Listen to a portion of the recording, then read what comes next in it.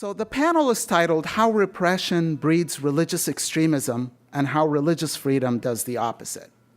Now, the premise of that question is that, here I'm going to speak about Islamist movements in the context of the Arab Spring rather than speak about religious movements at large. But the premise of that question is this, that the political context shapes how religious movements or Islamist movements behave. Their strategies, their tactics, perhaps their ideological orientation is malleable and is determined in some way or another by the political context. So the organizers or the people who drafted this title do not take an essentialist view of these groups. They do not see them as forever bound by this hostile, fanatical ideology, but really they see them as being malleable, shaped by the political context. And I actually agree with that. So I commend you for framing the issue as such. Groups in the Middle East, and Islamist groups in particular, are actually quite malleable. They exhibit this ideological ductility that they could twist and shape themselves in different ways to fit within the political context. And if you want proof of that, you just look at the Salafis in Egypt. For a long time, they were against political participation. For a long time, they were speaking against the government, but now they are organizing a political party and indeed have done fairly well in the last elections. So I agree with the premise of that question. Where I disagree, or with the topic, where I disagree is that the statement, how repression breeds religious extremism and how religious freedom does the opposite, is it assumes a causal mechanism, that freedom leads to moderation and repression leads to extremism. And here I'm just going to point out to three quick examples that I think will be familiar to an intelligent audience like this. They come from Turkey, Tunisia, and Pakistan. In the case of Turkey, we all know that Turkish military has for a long time been a strong bulwark against the rise of Islamist movements. And whenever those movements made any progress in the electoral system, in the political system, and indeed have come to power, the military would gently, or not so gently, step in and remove the Islamists from power.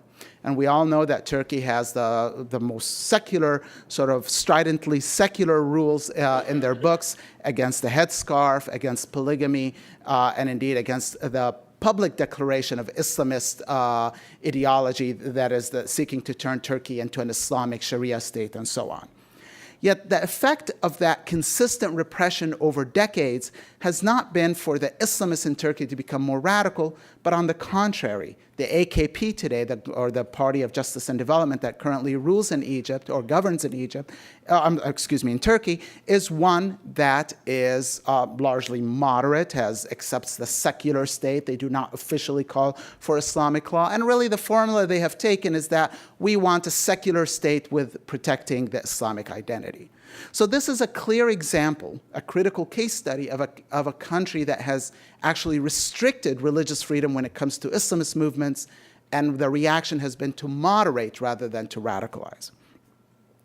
We have a similar situation in Tunisia, whether it's under Bourguiba or under Ben Ali.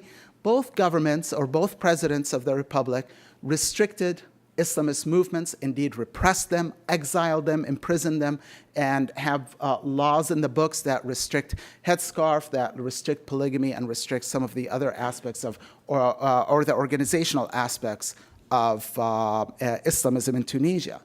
Yet again, here, Rashid al-Ghannouchi's Ennahda party was one that is the most progressive in its moderation of the Islamist ideology.